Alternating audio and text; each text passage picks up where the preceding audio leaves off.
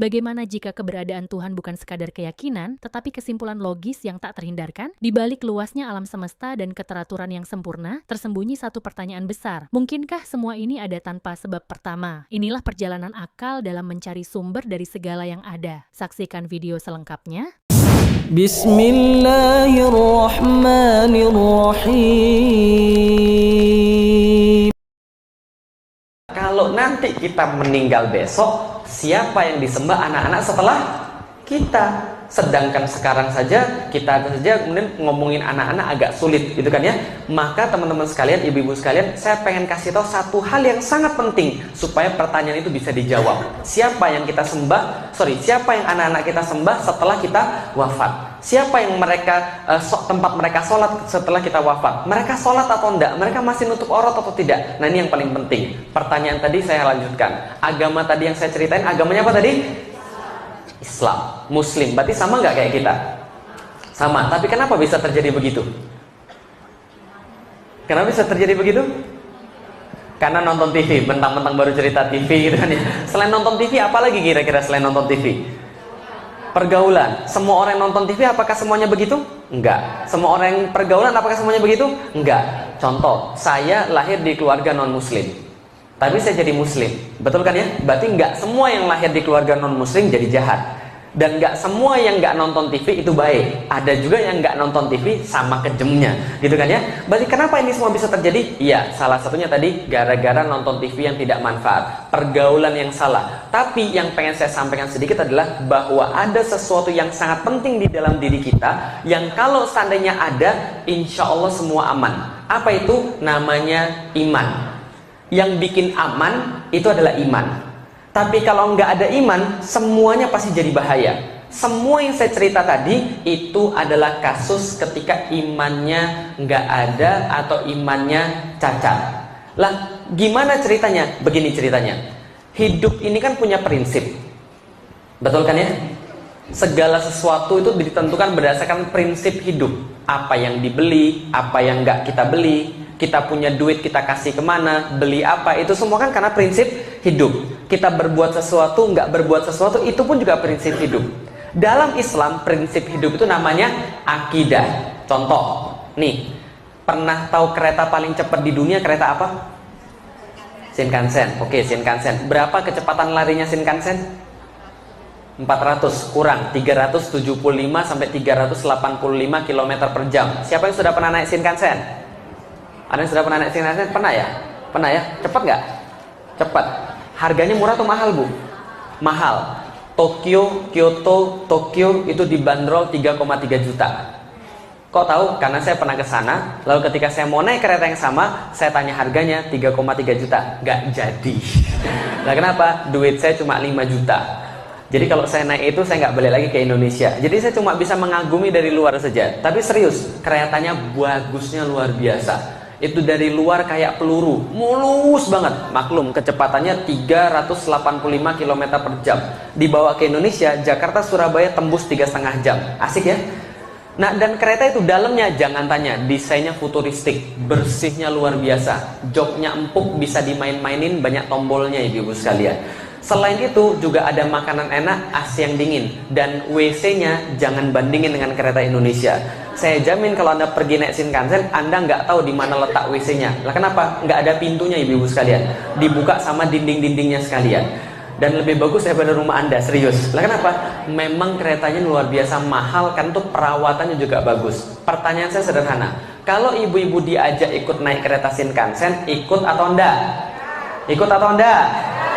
Siapa yang ikut? Siapa yang enggak? Oke, ikut atau enggak? Ikut. Tujuannya ke jurang, mau? Nah, untung yang tadi nanya dulu, nggak mau. Lah kenapa? Kalau nggak tahu tujuannya gimana? Kalau tujuannya ke jurang, makanan enak nggak ada ngaruhnya, betul? Kalau tujuannya ke jurang, lebih cepat, lebih bahaya, betul? Kalau tujuannya ke jurang, AC yang dingin, tempat kamar mandi yang bagus, nggak ada efeknya, betul? Maka yang paling penting di kereta itu tujuannya, betul? Sama kayak manusia, yang paling penting juga tujuannya. Kalau tujuannya salah, semuanya pasti salah. Tapi kalau tujuannya benar, yang lain insya Allah jadi benar. Nih, lihat manusia. Manusia juga sama. Manusia punya tujuan hidup. Nah, tujuan hidup manusia ini dapatnya dari mana? Dapatnya dari menjawab 3 pertanyaan. Berapa pertanyaan ibu-ibu sekalian? 3. Apalin. Pertanyaan pertama, dari mana asal manusia? Dari mana asal manusia? Pertanyaan yang kedua, ngapain kita sekarang di dunia? Pertanyaan yang ketiga, setelah mati mau kemana? Mudah ya? Sebelum di dunia dari mana? Di dunia ngapain? Habis dari dunia mau ke? Itu kalau kita bisa jawab, kita dapat tujuan hidup, kita dapat prinsip hidup, kita dapat akidah. Kalau jawabnya benar, akidahnya benar. Kalau jawabnya salah, akidahnya salah. Kalau nggak jawab, nggak punya akidah. Kalau gitu kita lihat, dari mana asal manusia? Yang kedua apa tadi? Ngapain hidup dia di dunia? Yang terakhir, setelah mati mau kemana? Nih contohnya, orang Cina. Orang Cina beda nggak dengan orang Islam? Beda nggak cara hidupnya? Beda. Beda nggak dengan orang Barat? Nih saya sekarang tanya, kalau orang Cina ditanya asalnya dari mana, jawabnya apa? Nenek moyang? Enggak. Kalau orang Cina ditanya asal hidup dia ini dari mana, jawabnya? Dari dewa? Bukan. Dari mana? Dari apa? Gunung? Salah. Dari mana? Reinkarnasi. Dalam konsep orang Chinese mengenal konsep yang namanya reinkarnasi. Ada kehidupan sebelumnya. Setelah mati, reinkarnasi lagi. Lalu di dunia ngapain menurut mereka? Kerja? Bukan. Bukan nyari duit. Nyari kehormatan? Bukan. Nyari apa, ada yang tahu? Bukan. Nyari jodoh. Mereka di dunia bukan juga nyari karma positif. Pernah dengar hukum karma? Pernah. Mereka orang Cina percaya hukum karma. Dari mana? Reinkarnasi. Kemana setelah hidup? Reinkarnasi lagi. Di dunia ngapain? Mencari hukum karma positif. Maka menurut mereka, kalau mereka hidup di dunia karmanya bagus, kehidupan ke depan akan jadi lebih baik lagi. Tapi kalau karmanya negatif, mereka bakal jadi yang lebih buruk, bahkan jadi binatang. Contoh, tahu pernah nonton film Son Gokong? Tahu Tipat Kai? Tahu? Dulunya Panglima Tian Feng yang hidup di langit. Kenapa dia bisa jadi babi? Dikutuk. Kenapa dia bisa dikutuk? Gara-gara apa? Karmanya apa yang dia perbuat sehingga karmanya negatif? Suka gangguin cewek, betul? Ganjen, suka gangguin bidadari-bidadari di surga. Gara-gara perbuatannya itu, maka dia diturunkan ke dunia jadi babi. Supaya dia bisa jadi manusia lagi, maka dia harus membantu pendeta itu untuk kemudian dapat karma positif, lalu bisa jadi manusia lagi. Gitu kan ya? Contoh lagi, kalau orang Cina ngelihat ular lagi diem ngelingker, itu bukan lagi diem habis makan, bukan, tapi lagi bertapa supaya besok bisa jadi manusia. Pai Sucen, siluman ular putih, gitu kan ya? Pernah nonton kan ya? Nah, ini salah satu keyakinan orang Cina. Maka orang Cina ketika dia di dunia berbuat baik, karena dia meyakini karma. Dia tidak berbuat buruk bukan karena pahala dan siksa, bukan, tapi karena karma. Contoh, bapak saya pernah saya tanya, kenapa bapak saya berbuat jujur ketika berdagang? Kenapa dia kemudian tidak pernah nyakitin orang? Dia bilang, supaya saya dan kamu nggak kebagian karma negatif. Paham ya? Karena kalau saya berbuat buruk, nanti keluarga saya nanti susah. Nanti saya susah. Sebaliknya saya pernah nanya sama nenek saya, Nek, kenapa hidup kita sekarang susah? Makannya telur setiap hari, itu pun bagi 8. Kita nggak pernah bisa beli ayam kayak sebelah. Kita nggak bisa beli daging kayak tetangga. Kenapa hidup kita susah? Nenek saya bilang, Lik, mungkin dulu karmamu negatif. Mungkin dulu kamu sering berbuat jahat di kehidupan masa lalu, sehingga sekarang kamu harus nanggung karmanya. Saya bilang, kurang ajar kehidupan saya di masa lalu. Dia yang berbuat jahat, dia yang enak, saya harus nanggung siksanya, gitu kan ya. Gak enak banget saya. Maka kadang-kadang kalau kita melihat, tapi itulah yang diyakini oleh orang Cina. Maka orang Cina ketika berbuat sesuatu itu karena karma. Itu saja, bukan karena ada Tuhan. Bisa dipahami ibu sekalian?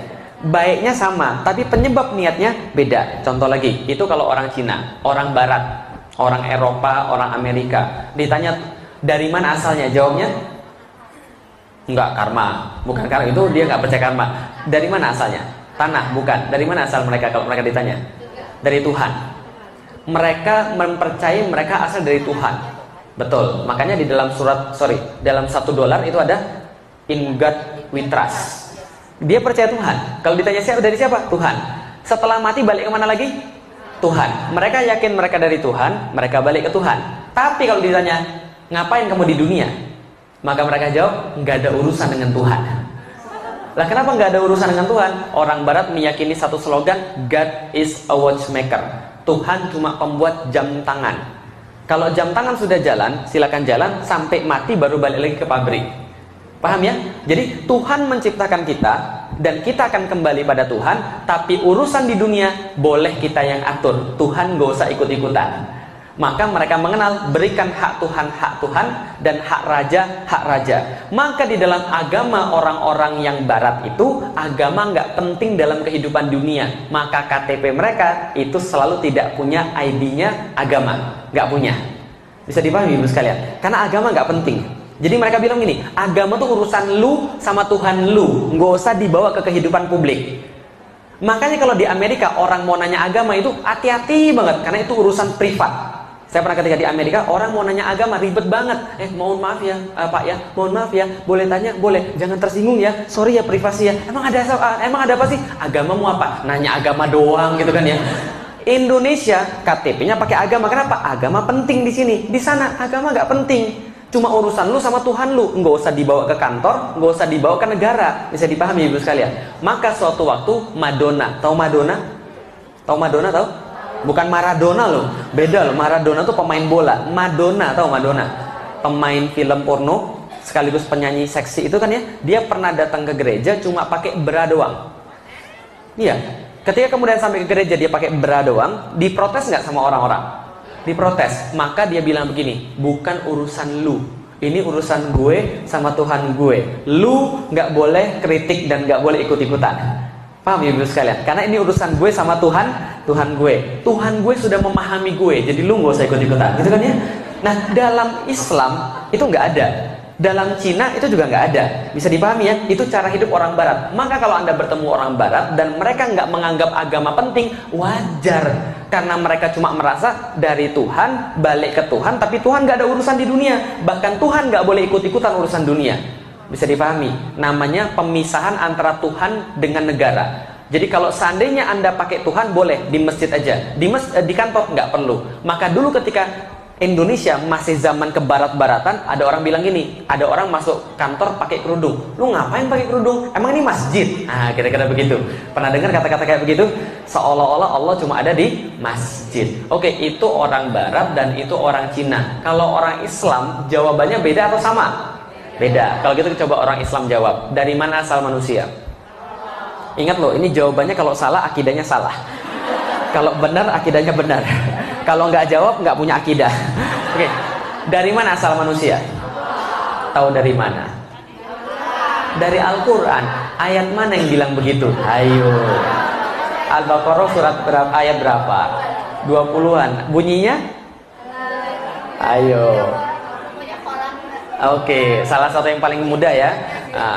Itu Az-Zariyat 56 ya. Wa ma khalaqtul jinna wal insa illa liya'budun. Oke, berarti Allah yang menciptakan manusia. Tahu dari mana? Al-Qur'an. Kenapa percaya dengan Al-Qur'an?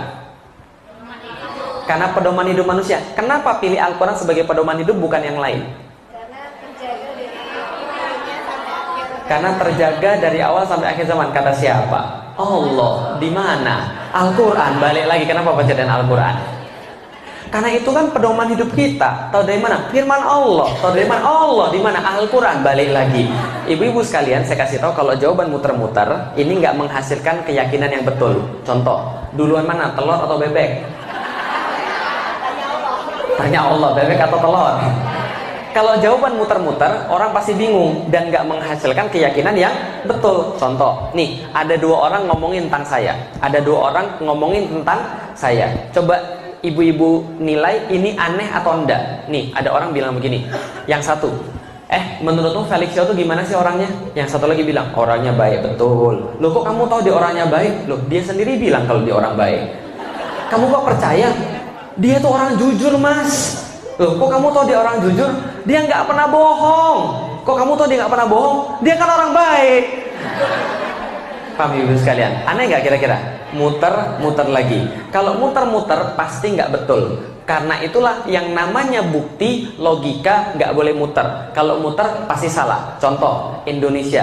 Ketika ditanya tadi, Tuhannya siapa? Allah. Tahu dari mana? Al-Quran. Kenapa percaya dengan Al-Quran? Karena itu adalah kitab suci. Kenapa percaya kitab suci Al-Quran? Karena Allah bilang begitu. Kenapa percaya Allah? Karena Al-Quran. Balik lagi. Lah kenapa kamu jadi muslim? Karena bapak saya muslim. Kenapa bapaknya muslim? Karena bapak saya lagi muslim. Kenapa bapaknya muslim? Buyutnya muslim. Kenapa buyutnya muslim? Karena dari dulu juga sudah. Nah, itu yang benar terjadi. Muter-muter lagi. Akan kemana setelah mati? Kembali pada Allah. Tahu dari mana? Allah. Di mana? Al-Quran.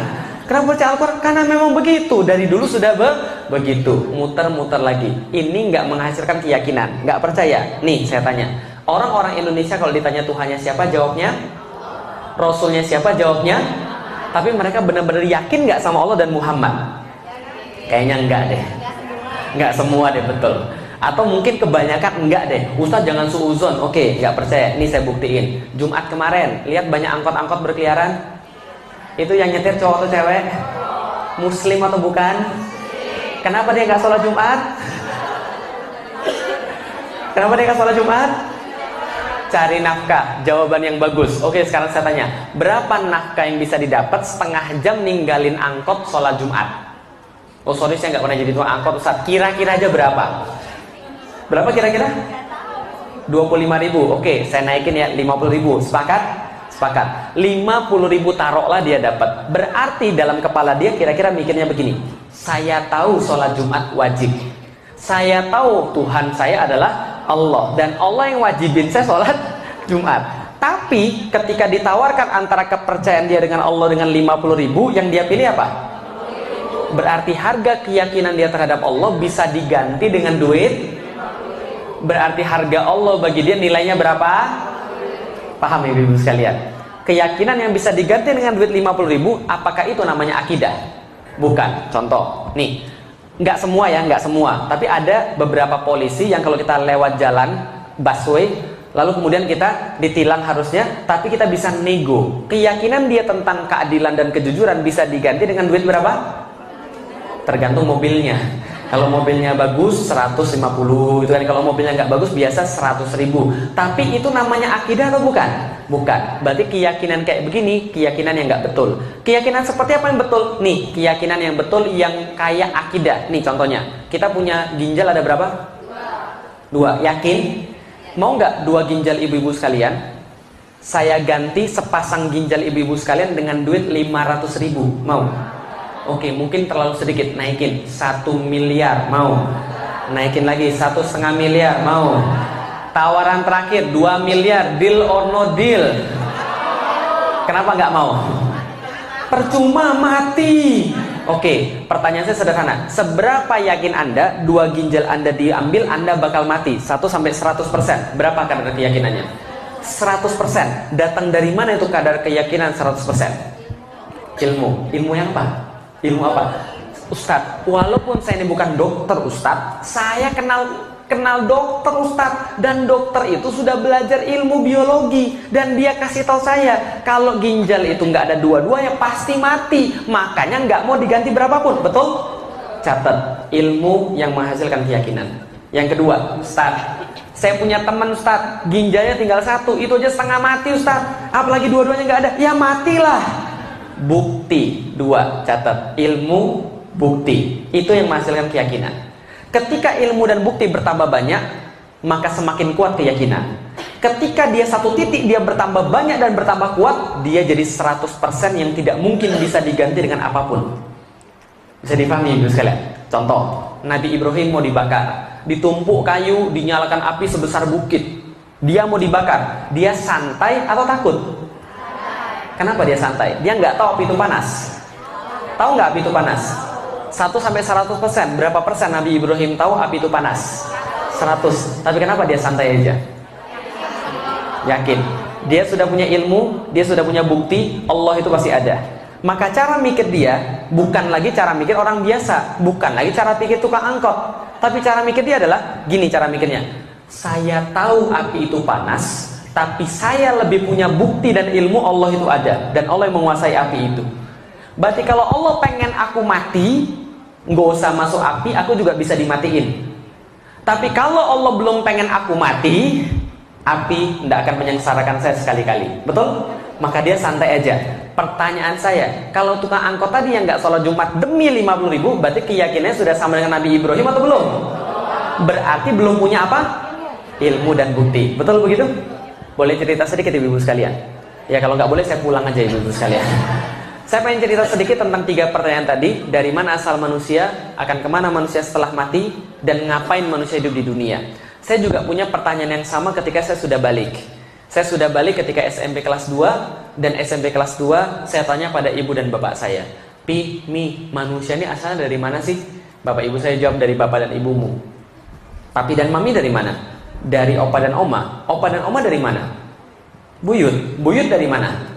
Bapaknya buyut. Nggak selesai, Lik. Kamu coba tanya aja sama pastor. Kayaknya pastor tahu. Dulu saya Katolik, saya disuruh tanya pastor, pemuka agama. Saya tanya pastor, asal manusia dari mana ya? Pastor menjawab, dari Tuhan pencipta semesta alam. Sama nggak kayak jawabannya kayak kita? Sama. Bedanya dia bilang Allah, kita bilang Allah. Itu aja. Tapi sama-sama yakin Tuhan? Yakin. Lalu saya tanya lagi, kalau gitu pastor, yang menciptakan manusia dan alam semesta yang mana? Kan ada 3, Bapa, Putra, atau Roh Kudus. Kan ada 3 nih.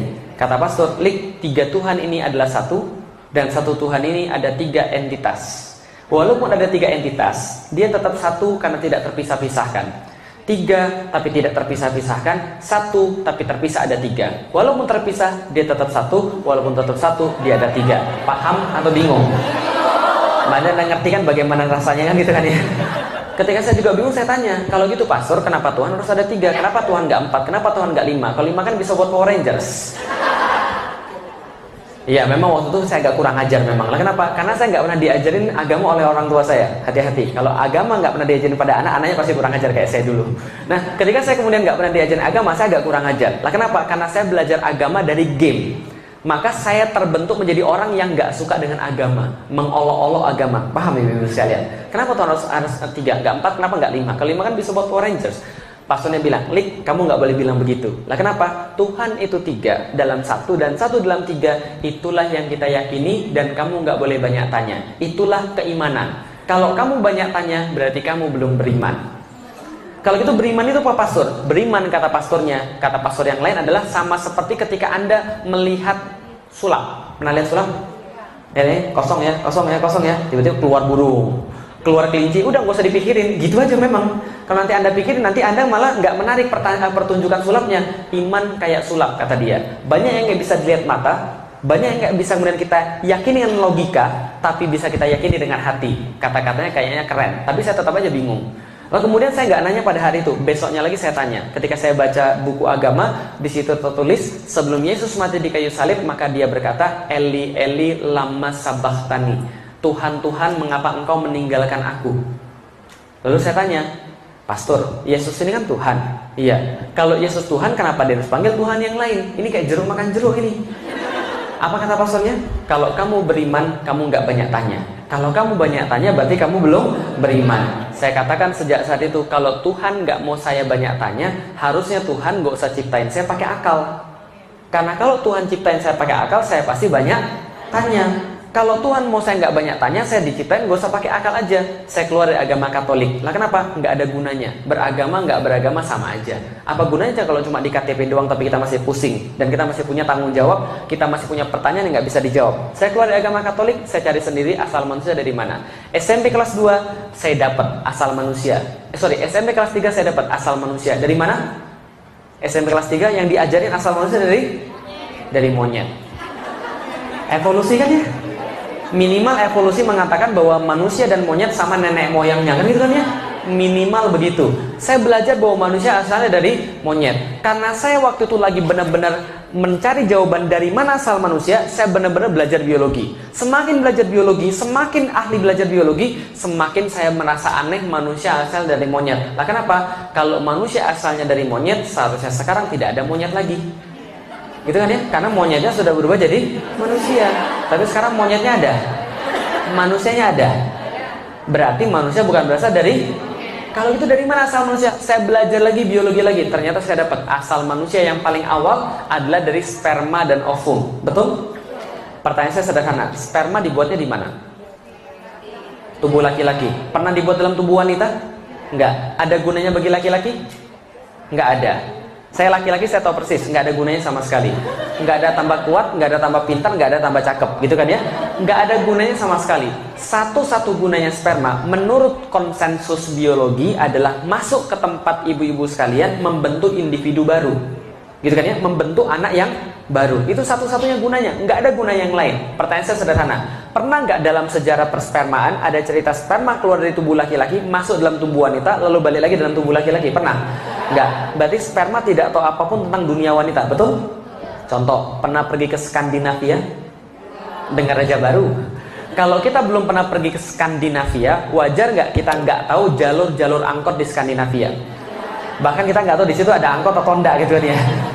Kalau orang belum pernah ke situ, wajar kecele. Tanya sama siapa tadi yang saya telepon? Ibu siapa? Yang saya telepon tadi untuk jalan pas ke sini? Ibu Rani ya. Ibu Rani saya telepon 2 kali tadi. Saya sudah dapat petunjuknya. Saya sudah dapat petunjuknya di SMS. Tapi ketika baca itu dan ketika ngelihat peta, saya tetap bingung. Lah kenapa? Karena tadi petunjuknya nggak spesifik. Maka saya tanya ketika saya ketemu pom bensin, Ibu ini pom bensinnya di sebelah mana? Sekarang ada mall di sebelah kanan saya. Jadi saya harus muter balik karena ada pom bensin yang belakang mall itu, atau saya harus lurus terus? Ibunya bilang, lurus terus Ustadz, nanti ada ada pos polisi, lalu kemudian di sebelah kanannya ada pom bensin, baru nanti belok kiri, lalu kemudian saya jalan lagi, ternyata ada pom bensin lagi, saya telepon lagi, ibu pom bensinnya yang apa? Pertamina atau selain Pertamina? Gitu kan ya? Oh enggak, bukan yang itu, lurus lagi yang Pertamina. Saya baru tahu, gitu kan ya? Ternyata saya, kok lama banget nih, macet lagi.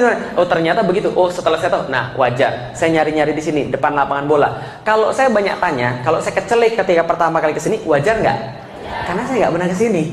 Tapi sperma, balik lagi ke sperma, dia nggak pernah pergi ke tempat wanita, tapi dia tahu persis keadaan wanita kayak apa. Aneh nggak? Nih saya kasih tahu, cewek punya racun yang namanya racun asam. Racun asam ini terletak di gerbangnya wanita dan bisa bunuh barang-barang penyakit dalam waktu 2 detik. Bakteri, virus, habis dalam waktu 2 detik. Sperma masuk dalam perempuan, nggak siap-siap apa-apa, mati dalam waktu 2 detik. Dan sekali keluar sperma berapa banyak? Jutaan lebih. 500 juta rata-rata. Laki-laki rata-rata keluar sekali keluar 500 juta sperma. 500 juta sperma ini kalau masuk dalam tubuh perempuan tanpa persiapan, mati dalam waktu berapa? 2 detik. Apakah kejadiannya begini? Oke, 500 juta, baris, hitung 1, 2, 3, 4, 5, 5 juta. Serbu, pasukan pertama mati, kedua mati, ketiga mati, keempat mati, kelima mati. 500 juta, mati dalam waktu berapa lama tadi? 2 detik. Yang paling belakang mundur. Oh enggak, ini pembunuhan terbesar sepanjang sejarah. Gua nggak mau ikut-ikutan. Yang ini sudah pada mati. Dia akhirnya ambil kemudian contoh racun, dia balik lagi pada komandan. Pak komandan lapor. Lah kenapa? Saya bawa contoh racunnya sudah membunuh saudara kita 399 juta 999. Ini contoh racunnya kita buat, penawarnya kita balas dendam. Apa yang terjadi begitu? Enggak. Yang terjadi enggak begitu. Tapi yang terjadi adalah tatkala sperma masuk dalam tubuh perempuan, setiap daripada 500 juta sudah bawa penawar racun masing-masing. Dengan dosis yang sesuai, dengan jenis yang tepat. Pertanyaan saya ketika saya belajar biologi, ibu-ibu sekalian adalah dari mana mereka tahu di situ ada racun? Yang kedua, tahu dari mana jenis racunnya apa? Yang ketiga, bagaimana mensintesa penawar racunnya? Ada yang kuliah farmasi? Ada yang kuliah farmasi? Ada yang tahu berapa lama orang-orang perusahaan farmasi itu bikin obat buat manusia? Dengan infrastruktur yang baik, dengan contoh-contoh virus yang sudah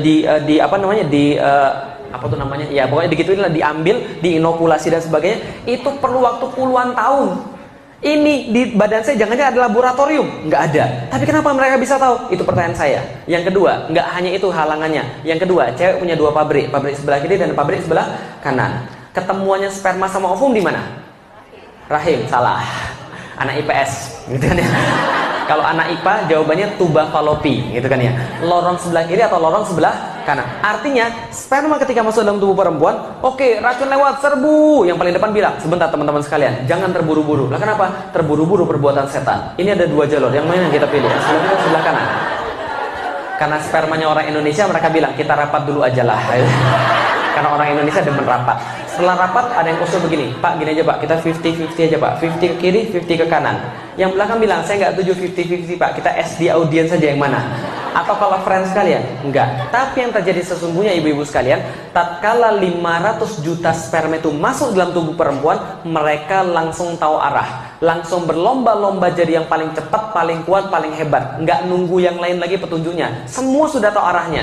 Jadi yang paling cepat, paling kuat, paling hebat. Di antara 500 juta, yang paling cepat, paling kuat, paling hebat jadi Anda. Jadi Anda itu sudah pilihan di antara berapa? Yang paling bagus di antara 500 juta. Jadi jangan minta lagi yang lebih bagus lagi ya. Coba hidung saya lebih mancung, coba bibir saya lebih seksi. Itu nggak bersyukur dan tidak berterima kasih ibu sekalian. Nah kenapa? Karena kalau yang masuk nomor 2 bisa jadi lebih jelek lagi daripada itu ibu sekalian. Paham ya? Itu udah paling bagus itu. Nah pertanyaan saya ketika belajar biologi adalah, tahu dari mana dia bahwa arahnya tepat? Kenapa nggak pernah ada yang nyasar gitu kan ya? Ternyata setelah dilihat di biologi, ternyata anehnya adalah sperma itu mengambil sinyal yang dikeluarkan ovum. Sudah SMS-an. Ngeri nggak coba? Jadi ovum itu ketika keluar dari pabriknya ngeluarin sinyal, yang sinyalnya hanya bisa ditangkap oleh sperma. Aneh nggak ibu sekalian? Nih, saya punya HP, ibu-ibu punya HP. Ibu-ibu bisa ngubungin saya? Belum tentu, karena ibu-ibu nggak tahu nomor saya. Dan kalaupun tahu nomor saya, kalau nggak ada sinyal nggak bisa. Maka kalau orang bisa berhubungan ada 4 syarat. Ibu punya HP, saya punya HP, ada jaringannya. Yang keempat, tahu nomornya. Paham ya ibu sekalian? Ini sperma, kapan gantian nomor sama ovum? Nggak tahu, tapi ternyata bisa ketemu. Ketika saya kemudian berpikir tentang ini, apa pikiran saya? Ini nggak mungkin kalau nggak ada Tuhan. Jangan-jangan Tuhan ini ada. Loh kok jangan-jangan Tuhan ada? Kan setelah keluar agama Katolik saya nggak percaya Tuhan. Tapi ketika berpikir begini, kayaknya nggak mungkin, kayaknya Tuhan ini ada. Apalagi yang bisa kita lihat? Nih lihat, bumi besar nggak? Besar. Bumi besar, ada 6,5 miliar manusia di bumi. Nggak usah bicara tentang planet-planet atau galaksi-galaksi yang lebih besar. Bumi aja, 6,5 miliar manusia berada di situ. Salah satunya Felix Xiao. Felix Xiao narik napas. Berapa detik? Berapa detik saya barusan narik napas tadi? 1-2 detik. Tapi yang terjadi dalam tubuh saya dalam waktu 2 detik tadi? Dalam waktu 2 detik tadi, yang terjadi dalam tubuh saya adalah ada sebagian besar oksigen yang saya ambil dari hidung saya, masuk ke dalam tenggorokan, masuk ke dalam bronkus, tersebar ke alveolus. Jutaan alveolus itu kemudian jadi terminal-terminal untuk kemudian diambil oksigen yang saya ambil dari udara tadi, menuju ke setiap sel-sel darah merah, diikat sama sel besi. Ketika diikat sama sel besi tadi, disebarkan ke seluruh tubuh saya dari kepala sampai ke ujung kaki, lewat pembuluh darah. Pembuluh darah ini saking panjangnya, kalau dijumlah, dihubungkan satu sama lain di badan saya ini, keliling bumi pun kalah, 40.000 km lebih.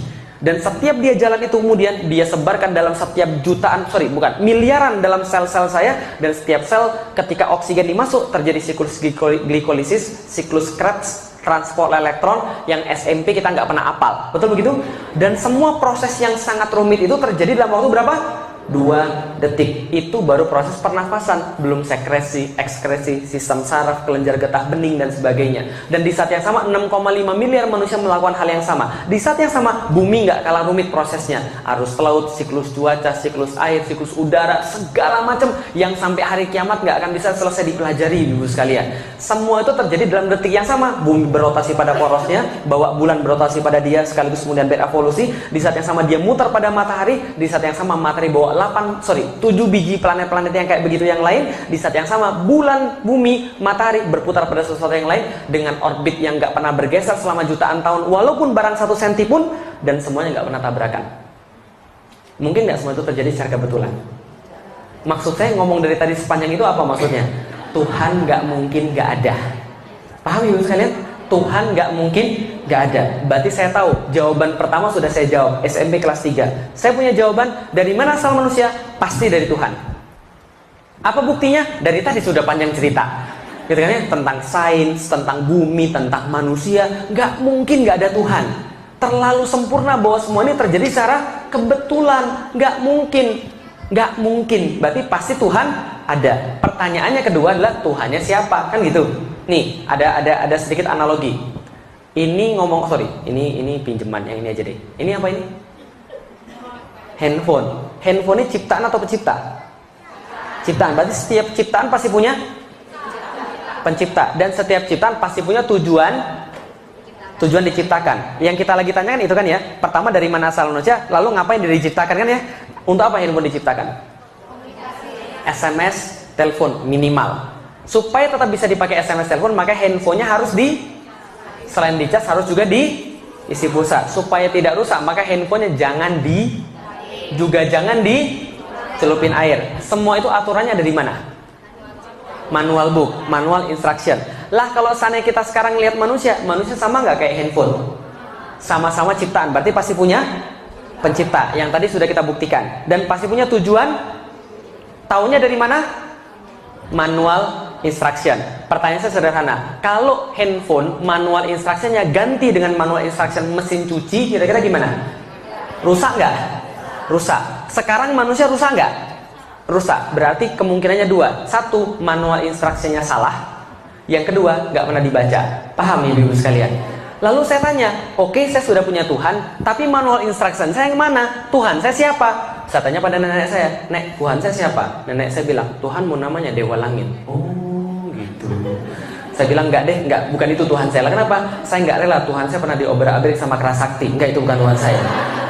Saya cari ibu sekalian, saya cari ke agama Buddha, saya cari ke agama Hindu, saya cari ke agama Katolik, saya cari ke agama Kristen. Saya nggak dapat Tuhan itu siapa. Lah kenapa? Karena nggak memuaskan akal. Yang tadi saya cerita, saya keluar dari agama Katolik karena nggak muasin akal.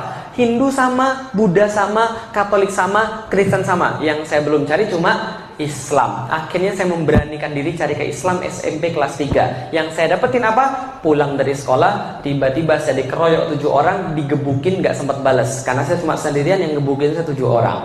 Setelah saya digebukin, saya nanya, minimal kasih tahu saya alasan kenapa saya digebukin. Orangnya jawab, karena matamu sipit, gitu kan ya. Oh, berarti ini yang diajarin sama orang muslim ini. Orang Islam suka nyakitin orang lain, gitu kan ya, suka mukulin orang lain, tidak adil, jahat dan sebagainya. Itu pandangan saya. Sehingga pandangan saya SMP kelas 3, saya percaya ada Tuhan, tapi saya nggak percaya sama agama. Udah naik kelas ya. Tadi kan nggak percaya Tuhan. Sekarang sudah naik kelas. Percaya Tuhan tapi nggak percaya agama, karena kelakuan pemeluk-pemeluknya. Bisa dipahami ibu sekalian. Setelah saya masuk kuliah, teman saya nanya, Lik, kamu masih mau nyari Tuhan itu siapa? Agama yang benar apa? Saya bilang, iya, ikut sama saya. Ketemu sama ustadz saya. Saya bilang, enggak deh, makasih. Lah kenapa? Ustadz kan gitu-gitu aja. Ngomongnya surga, neraka, pahala, siksa, kan itu-itu aja. Dia bilang, enggak. Ini orang ustadz saya beda. Orangnya masih muda, tapi omongannya penuh hikmah. Namanya Ustadz Fatih Karim. Sudah pernah ketemu? Udah pernah kesini ya? Nah, nanti aja kesini lagi. Itu ustadz saya mengislamkan saya. Nah, ketemu Ustadz Fatih Karim pertama kali ketemu, saya bilang, ini kayak bukan ustadz. Lah kenapa? Dalam kepala saya, ustadz tuh pakai peci, pakai sorban, pakai gamis, pakai jubah, harus sudah tua, jenggotan, lalu ngomongnya harus ngeri. Assalamualaikum warahmatullahi wabarakatuh. Jadi kalau seandainya Anda tidak bisa tidur, datang aja sholat Jumat, tidur Anda gitu kan ya. Nah, itu sholat Jumat, saya ngeliat itu semua cowok tidur semua gitu kan ya. Kadang-kadang termasuk saya juga gitu. Lah kenapa? Karena tadi khotibnya ceritanya baca kertas, nggak membangkitkan. Ketika Rasulullah kemudian, ya ini agak sedikit melenceng ya. Rasulullah ketika khutbah Jumat itu diceritakan matanya sampai kemudian urutnya keluar dan kemudian mukanya merah. Karena kenapa? Membicarakan sesuatu yang semangat. Gitu loh. Makanya orang nggak tidur. Tapi kalau kemudian bicara yang benar, ya tidur. Tapi yang saya temukan nggak begitu. Ustadznya masih muda, pecinya sederhana, baju kokonya sederhana. Tapi anehnya adalah yang dia omongkan tentang Islam itu sangat berkaitan dengan dunia. Bahkan dia paham dunia sama seperti dia paham akhirat. Saya tertarik pembicaraan ini karena sebelumnya saya nggak pernah mendengar yang kayak begini. Saya tertarik, saya bilang, Kang, kita lanjut pembicaraannya. Dia bilang, boleh, datang ke rumah saya, datang ke kos-kosan saya minggu depan, kamu bawa Alkitab, saya bawa Al-Quran. Kita diskusi tentang siapa Tuhan, langsung dari buku petunjuk yang sebenarnya. Saya bilang, saya nggak usah bawa Alkitab ya. Lah kenapa? Saya nggak percaya lagi dengan Alkitab. Kita bahas tentang Al-Quran. Minggu depan, kita bahas tentang Al-Quran. Ayat yang pertama kali dibacakan kepada saya adalah Dzalikal kitabu la raiba fi hudal lil muttaqin. Surat ayat kedua. Surat pertama apa? Al-Fatihah. Al-Fatihah berarti seperti cover buku. Lalu kemudian surat kedua Al-Baqarah, kata pengantar. Ayat pertama Al-Baqarah, alif. Ayat kedua, Dzalikal kitabu la raiba fi hudal lil muttaqin. Berarti kata pengantarnya begitu. Pas baca kata pengantar, baru-baru saya bilang apa? Sombong betul kitab ini. Lah kenapa? Baru di awal-awal sudah mengatakan bahwa dia tidak ada kesalahan, sempurna. Emang yang buat siapa? Lalu kemudian saya protes, Kang, kalau begitu ini kitab salah. Lah kenapa? Belum apa-apa dia bilang bahwa kitab ini sempurna, tidak ada keraguan di dalamnya. Sedangkan menurut saya manusia nggak mungkin sempurna. Karena manusia nggak sempurna, maka buatan manusia juga nggak sempurna. Karena pikir saya yang buat Al-Quran adalah manusia, padahal bukan. Wajar nggak saya mikir begitu? Ya karena yang buat Weda siapa? Manusia. Tripitaka? Manusia. Yang buat Alkitab? Manusia. Wajar nggak saya mikir begitu? Wajar. Tapi ustadznya bilang enggak, ini nggak sama kayak yang lain. Ini yang buat bukan manusia, langsung dari Tuhan pencipta semesta alam. Saya bilang begini, serius, masa Tuhan nulis lalu kasih pada manusia? Nggak mungkin banget. Dia bilang nggak begitu, tapi kita punya buktinya. Saya bilang silakan sampaikan buktinya. Disampaikan kepada saya dari surat yang sama, ayat yang berbeda. Surat Al-Baqarah 23. Wa in kuntum fi raibim mimma nazzalna ala abdina fa'tu bi suratin mimithlihi. Dan bila kalian tetap dalam keraguan dengan apa yang kami turunkan terhadap hamba kami Muhammad, maka datangkanlah satu surat yang semacam dengan Al-Quran itu. Ketika baca ayat itu, kepala saya kayak digebukin ibu-ibu sekalian. Bukan digebukin begini, bukan. Maksudnya gini, argumen saya hancur. Jadi landasan mikir saya hancur. Lah kenapa hancur? Karena ditantang langsung dari dasarnya. Seolah-olah Al-Quran pengen bilang begini, udah didelik, gak usah banyak ngomong. Gini aja, kalau kamu hebat, datengin yang semacam dengan Al-Quran. Satu surat aja. Di antara Al-Quran ada 114, pilih yang mana yang paling pendek, yang mana yang paling mudah, datengin. Kalau kamu bisa, Al-Quran kalah. Tapi kalau kamu nggak bisa, ikut aja Al-Quran. Simple nggak? Fair nggak? Seperti saya bilang gini, ibu-ibu yang di sini yang merasa hebat, ayo kita berantem 1 lawan 1. Kalau ibu-ibu kalah, jadi anak buah saya. Kalau saya kalah, jadi anak buah ibu-ibu sekalian. Adil nggak? Adil. Cuma Al-Quran tidak adil. Al-Quran katakan, wad'u syuhada'akum min dunillah in kuntum shodiqin. Kalau anda nggak berani sendirian, maju semuanya sekalian. Coba ditantangin seluruh manusia. Seluruh manusia ditantangin Al-Quran, suruh buat satu surat yang semacam dengan Al-Quran, walaupun yang paling pendek. Sampai sekarang bisa atau enggak? Ketika saya baca itu, saya kaget loh. Saya bilang sama ustadznya, ini benar nggak ada yang bisa mendatangkan yang semacamnya? Ustadznya bilang, silakan cari aja. Saya mikir begini, ini surat turun 1400 tahun yang lalu. Kalau ada orang yang bisa, tentu dari dulu sudah dilakukan. Ternyata setelah saya cari, betul nggak ada. Akhirnya apa yang saya pikir? Ini segel ini. Paham ibu sekalian? Ini segel dari pabrik ini. Maka saya bilang, Tuhan saya namanya Allah, Rasul saya namanya Muhammad, dan agama saya Islam. Lah kenapa? Karena saya punya bukti sekarang yang enggak saya dapat ketika di agama-agama yang lain. Saya punya bukti, maka saya masuk Islam. Bisa dipahami ibu sekalian? Nah, ini penting betul. Lah kenapa? Al-Quran itu segel. Nih, coba kita lihat ibu-ibu sekalian. Kalau kita lagi jalan di jalan, ada polisi berhentiin, berhenti nggak? Kenapa berhenti? Karena polisi. Tahu dari mana kalau dia polisi? Seragam. Selain seragam apa lagi? Buktinya apa lagi? Kartu petunjuk, ada peluit, ada kemudian ya pengenal lah bahwa dia adalah polisi. Betul begitu? Berarti setiap petugas pasti punya bukti. Betul? Rasul itu petugas atau bukan? Petugas. Petugasnya siapa? Turun ke dunia, bawa bukti nggak? Kalau dia dari Allah, apa buktinya? Bukan. Setiap nabi-nabi buktinya apa namanya? Mujizat. Mujizat artinya bukti. Mujizat artinya bukti. Salah. Mujizat artinya keajaiban. Salah. Mujizat artinya, ingat baik-baik, mujizat asal katanya ajaza. Ain jim za. Itu asal katanya. Ajaza. Ajaza artinya lemah. Hati-hati ya. Al-Aziz itu yang maha kuat, Allah. Tapi kalau Al-Ajiz itu yang maha lemah. Jadi kalau ngomong bahasa Arab itu hati-hati. Kalau salah dikit aja makhrajnya, salah semua. Kolbu itu hati, kalbu itu anjing. Hati-hati. Harus kolbu, ada kol-kolahnya. Kolbu. Kalau kalbu, anjing. Kalau kolbu, jelas ya? Ajaza artinya lemah. Mukjizat artinya yang melemahkan. Loh, kok yang melemahkan? Jadi gini ceritanya. Setiap nabi turun, itu selalu membawa sesuatu yang membuat yang lain terasa lemah terhadap itu. Makanya mukjizat tergantung tren. Tergantung apa? Tren. Contoh, Nabi Musa. Trennya apa waktu itu? Sihir yang lagi keren. Orang yang bisa sihir dianggap hebat, dianggap kuat, dianggap luar biasa. Nabi Musa turun bawa yang lebih hebat daripada sihir. Apa itu? Apa buktinya diberikan Allah? Tongkat. Bisa berubah jadi bisa membelah laut. Setelah Nabi Musa wafat, apakah mujizatnya masih ada?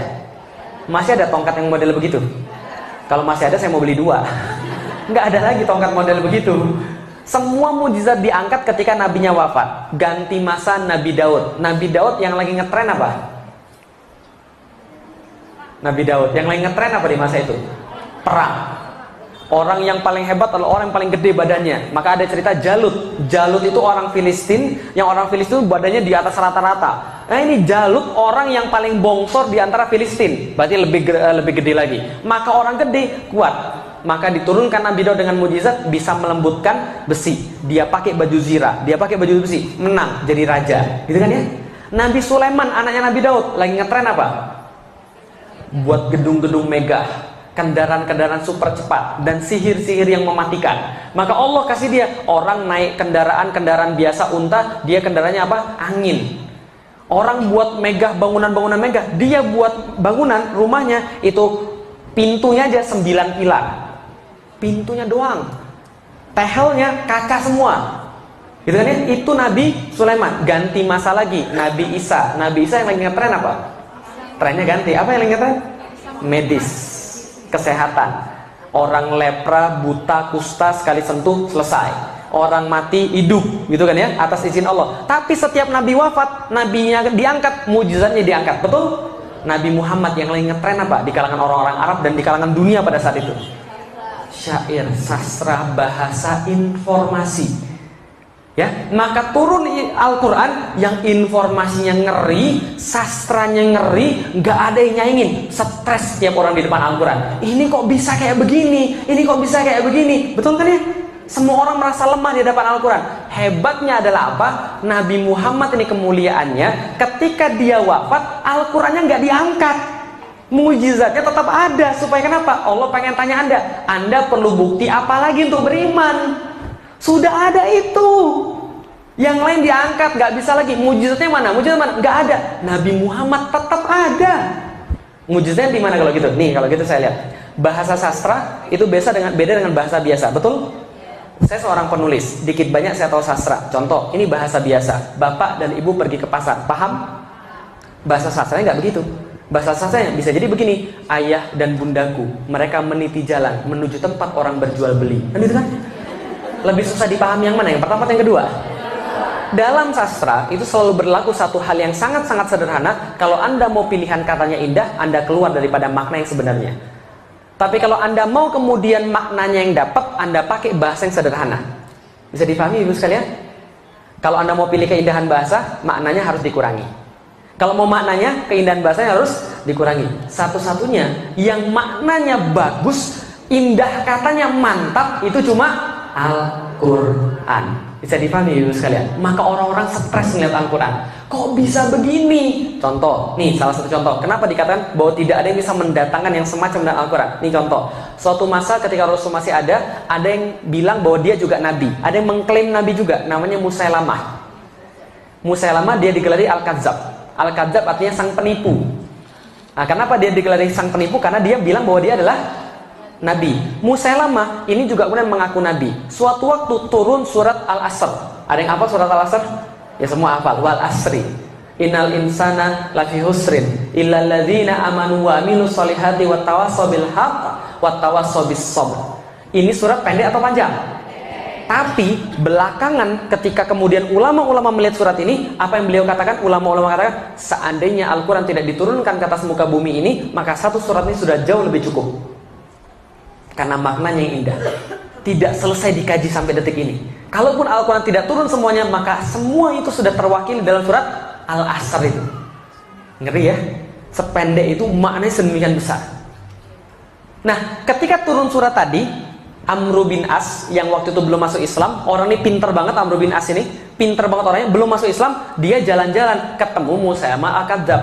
Ketika ketemu Musailamah, Amr bin As bilang, tahu nggak? Semalam itu baru ada wahyu yang turun kepada Nabi Muhammad. Keren banget. Apa kerennya? Nih, coba dengar. Wal asri, innal insana lafi husri, illal ladzina amanu wa amilus solihati wa tawassaw bil haqq wa tawassaw bis sabr. Musailamah dengar, lalu bilang, semalam juga saya turun wahyu. Apa wahyunya? Sama, dia bilang. Apa wahyunya? Dia bacakan satu syair yang dia karang. Wal wabr, innaka uzunani wasodr, sa'iruka hafrun nakar. Sama nggak R semua? Wal asri R, innal insana lafi husrin R, illal ladzina amanu wa amilus solihati wa tawassaw bil haqq wa tawassaw bis sabr R. Rimanya pas, temponya pas, belakangnya R semua, maknanya nggak selesai dikaji sampai sekarang. Tapi Musailamah belakangnya R semua. Tahu artinya? Wal wabar, demi kelinci. Innaka uzunani wasodar, pada dirimu terdapat dua telinga yang panjang dan dada yang membusung. Sa'iruka hafrun nakar, di sekelilingmu terdapat galian tanah. Ketika dengar itu, Amr bin As tertawa terbahak-bahak kemudian bilang, Musailamah cukup. Lah kenapa? Nanti orang-orang menertawakanmu. Lalu dia bilang sama Khalid bin Walid, yuk kita ke tempat Muhammad, kita masuk Islam. Gara-gara dengar surat Wal Asri. Surat Toha 1-20 itu membuat Tufail bin Amr ad-Dausi yang hafal 200 ribuan syair bertekuk lutut, nangis, lalu berkata, saya nggak pernah dengar yang kayak begini. Lalu kemudian dia masuk Islam. Bisa dipahami sekali? Kita aja mungkin yang nggak ngerti bahasa Arab, ini mana bagusnya? Bisa dipahami sekalian? Makanya belajar. Tapi kadang-kadang itulah, ini mujizat yang masih tertinggal satu-satunya di dunia, tapi malas kita baca. Ustaz, saya itu bukan malas baca Ustaz, saya itu nggak sempat Ustaz. Itu lebih sombong lagi ibu sekalian. Lah kenapa? Coba lihat, Rasul sudah dijamin masuk surga, ya, dijamin masuk surga. Istrinya banyak, perangnya banyak, urusannya jangan tanya, sholatnya lebih banyak. Tapi itu pun baca Qurannya nggak habis-habis. Kita nggak ada yang jamin masuk surga. Anak cuma paling berapa, gitu kan ya? Perang enggak. Ibadah jarang, nggak baca Quran, terus mau apa lagi? Paham ibu sekalian? Padahal itu petunjuknya, bisa dipahami ibu sekalian? Oke, dari situ saya tahu apa tujuan hidup manusia. Wa ma khalaqtul jinna wal insa illa liya'budun. Tahu dari mana? Al-Quran. Kenapa percaya dengan Al-Quran? Karena tidak ada yang bisa mendatangkan yang semacamnya. Bukti, ilmu dapat 100%, mau dibakar pun rela. Lah kenapa? Karena ini adalah buktinya. Bisa dipahami ibu sekalian? Mau mati pun rela karena sudah dapat buktinya. Akan kemana setelah mati?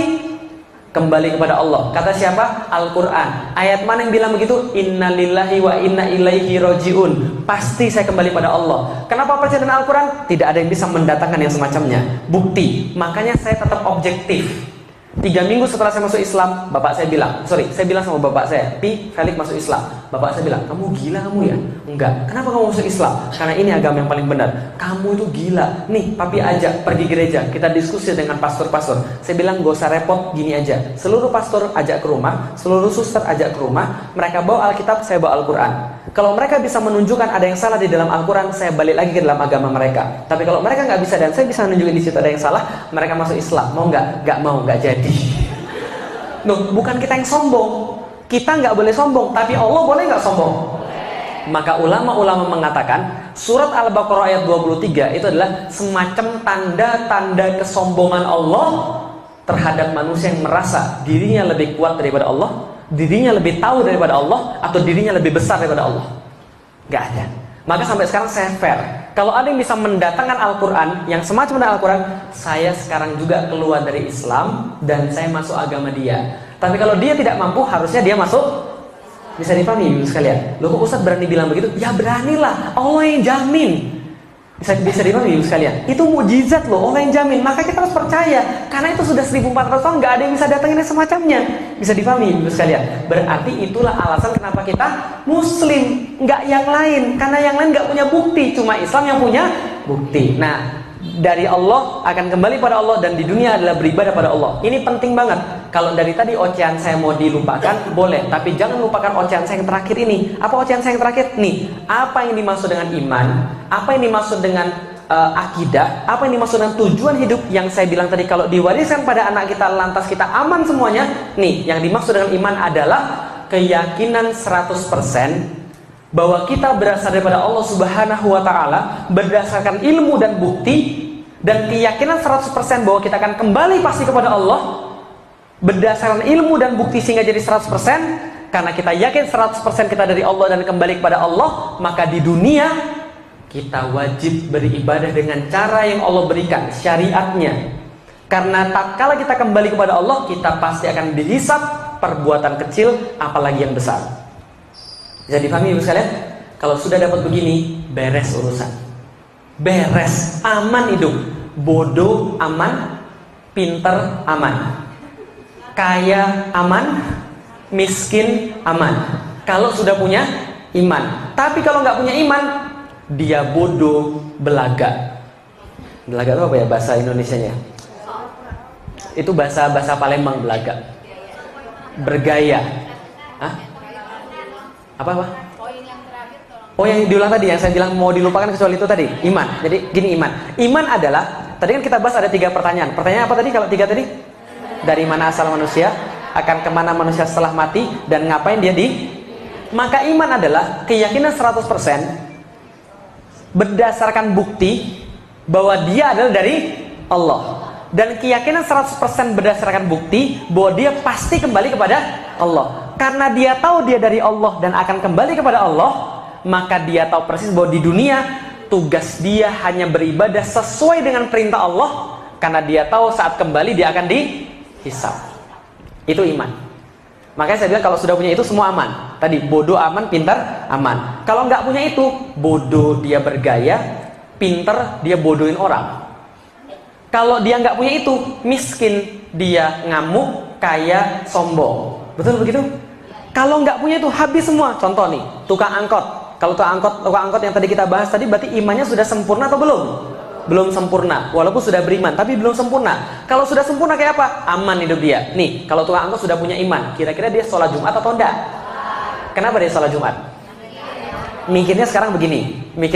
Kalau sudah punya iman, bro, rezeki itu dari Allah, bro, bukan dari angkot. Maka taati perintah Allah, Anda pasti dapat rezeki. Bukankah Allah berkata di dalam Al-Quran, karena hakun alaina nasrul mu'minin, sesungguhnya Allah wajib menjamin rezekinya orang-orang mukmin. Allah wajib bantu orang mukmin. Allah mengharamkan dirinya tidak bantu orang mukmin, ya. Allah mengharamkan diri untuk tidak membantu orang mukmin. Berarti pasti ada rezeki, bro. Udah jangan takut, udah tinggalin aja cuma setengah jam ini. Allah yang ngasih rezeki. Orang taat pasti dapat rezeki. Walaupun kita kemudian nggak sholat Jumat dan kita narik angkot, belum tentu dapat 50.000 juga. Dan kalau dapat nggak barokah. Itu kalau mikir orang beriman. Dan dia bilang, rezeki itu kata Rasul ngejar manusia, kayak ajal ngejar manusia. Karena Rasul pernah bersabda, rezeki sama kayak ajal. Maka manusia tidak akan pernah dia mati sebelum ajalnya nyampe dan rezekinya habis. Ingat ya, rezeki itu sama kayak ajal, nggak bisa dielakkan. Jadi Anda ngelari kemanapun, rezeki akan tetap ngejar. Dan Anda lari kemanapun, ajal tetap ngejar. Berarti kalau masih hidup, berarti masih ada. Berarti kalau sudah tidak ada rezeki, berarti saatnya Allah kangen, pengen kita dipanggil kan, itu kan ya, selesai. Maka orang yang kayak begitu santai hidupnya, aman, dia akan tetap berusaha. Karena rezeki seperti cicak-cicak di dinding. Nah itu loh, itu lagu akidah loh ibu-ibu sekalian, cicak-cicak di dinding itu loh. Coba kita lihat, pernah dengar cicak-cicak di dinding? Terus diam-diam, berarti cicak tuh bisanya ngapain? Merayap diam. Udah merayap diam-diam pula, hina banget kan ya. Seandainya ada makhluk Allah yang berhak protes tentang rezeki, cicak sudah protes duluan. Lah kenapa? Dia protes sama Allah. Ya Allah, ini tidak adil ya Allah. Lah kenapa? Engkau salah desain ya Allah. Ini tidak adil. Lah kenapa? Makananku terbang semua. Ya kan ya? Sedangkan aku cuma bisa merayap diam-diam. Ini nggak adil ya Allah. Tapi memang Allah ya, Allah itu memang maha adil, maha agung, maha mengatur rizki hamba-hambanya dan rizki setiap ciptaannya. Apa yang kemudian terjadi dalam lagu berikutnya? Datang seekor. Tenang bro, Anda cukup merayap diam-diam aja, nyamuknya nanti yang datang. Paham ya? Anda nggak harus ngejar nyamuk, nyamuknya yang datang. Bisa dipahami? Lalu ditangkap. Yang penting cukup merayap diam-diam. Bisa dipahami ibu sekalian? Nggak usah ngapa-ngapain, merayap jadi rezekinya datang. Nggak percaya? Rezeki ngejar kita, bukan kita ngejar rezeki. Tadi pagi makan apa? Nasi uduk, nasi goreng. Oke. Itu nasinya ditanam di mana? Padinya ditanam di mana? Sawahnya di mana? Jawa Tengah, Jawa Timur, bisa? Hah? Di sini juga ada. Oh, tapi dikit banget. Justru Indonesia sekarang sudah impor banyak dari Vietnam sama Thailand. Bisa jadi yang Anda makan itu justru beras yang dari luar negeri. Itu jalan ke sini berapa lama? Naik kapal. Dipanen, disiangin, naik kapal 3 mingguan baru sampai ke Indonesia. Lalu kemudian baru sampai ke Keramat Jati di pool. Setelah di pool kemudian dikarungin lagi. Setelah dikarungin dibeli di pasar-pasar, kemudian pasar-pasar kecamatan. Lalu masuk pasar-pasar kelurahan, baru Anda beli di pasar kelurahan. Betul gitu? Itu baru berasnya doang. Yang bikin asin, garam. Garam dibuatnya di mana? Itu Bangkalan sono. Madura. Itu dari laut mana? Dia ngapung-ngapung tuh, awalnya tuh butiran-butiran garam ngapung semua di selautan-lautan di atas laut Madura itu. Kemudian ditangkap sama petani, masuk ke dalam tempat, disiangin panas, baru kemudian jadi butiran-butiran gandum. Kemudian dibersihin, dibawa ke pabrik, dikasih kemudian zat-zat yang ini, dibungkus, masuk ke supermarket, baru Anda beli. Pertanyaan saya, itu kan dari jauh-jauh semua kan ya, belum ayam. Nah, belum kemudian tempenya, kedelainya dari Amerika gitu kan ya. Lalu kemudian semuanya tuh kemudian dari kita cuma tinggal bangun tidur, pergi ke meja makan. Pertanyaan saya sederhana, rezeki yang datengin Anda atau Anda yang datengin rezeki? Selama ini kita GR, mau kemana? Cari rezeki. Bukan, rezeki yang nyari Anda. Paham ibu sekalian? Kalau gitu kita nggak usah kerja aja. Kalau itu nggak usah kerja aja. Beda urusan. Kerja itu kewajiban laki-laki. Maka Allah menjamin rezeki manusia. Dia pasti dapat sebelum dia mati. Tapi kalau dia nggak kerja, dosa. Bisa dipahami ibu sekalian? Jadi kerja dan kadar kepantasan dari Allah. Kalau kepantasan cicak diam-diam merayap, manusia jangan merayap diam-diam. Ya pakai ininya, pakai badannya untuk kerja. Kalau kerja pasti dapat. Jelas ya? Enak nggak hidup orang punya iman? Nikah nggak punya duit, asik. Nikah punya duit, lebih asik. Gitu kan, nggak ada masalah kalau orang punya iman. Kalau orang punya iman, nggak akan dia nelantarin istrinya. Gosok WC pun dia akan ladenin demi kasih istrinya makanan yang halal. Kalau sudah karena ini tanggung jawabnya pada Allah. Karena Rasul bilang, wahai laki-laki, berlaku baik pada wanita. Lah kenapa? Anda telah menghalalkan kemaluan dia dengan nama Allah. Jangan main-main. Harus kemudian kasih yang benar berdasarkan syariat Allah. Nggak akan laki-laki macam-macam kalau sudah beriman. Bisa dipahami ibu sekalian? Beriman nih. Mohon maaf Mbak, kami sudah mewawancara Mbak dan kami tahu Mbak sangat bagus sekali dan kami sudah memutuskan gaji Mbak 35 juta per bulan. Dan Mbak setiap bulannya akan mendapatkan jatah rumah, jatah telekomunikasi dan jatah transportasi. Dan Mbak akan disekolahkan pergi ke luar negeri setiap 6 bulan sekali, pergi ke Spanyol dan Amerika serta UK. Tapi mohon maaf, kita nggak bisa mentolerir Mbak punya simbol-simbol keislaman. Berarti boleh dibuka kerudungnya. Apa yang dia bilang? Terima kasih Pak, tawarannya sangat menggiurkan. Saya perlu pekerjaan ini dan saya perlu uangnya, tapi mohon maaf untuk urusan akhirat Bapak nggak bisa tawar menawar. Kenapa? Gaji yang Bapak berikan tidak bisa beli surganya Allah. Terima kasih Pak, saya buat perusahaan yang baru aja. Ini kalau orang beriman loh, hidupnya nggak susah. Apa yang susah kalau orang punya iman? Nggak ada yang susah. Tapi kalau orang nggak punya iman, kaya susah, miskin susah. Betul nggak? Orang nggak punya iman, kaya nyari terus, bohongin orang lah, nipu orang lah, segala macam. Tapi kalau orang punya iman, semuanya beres. Bisa dipahami ibu sekalian?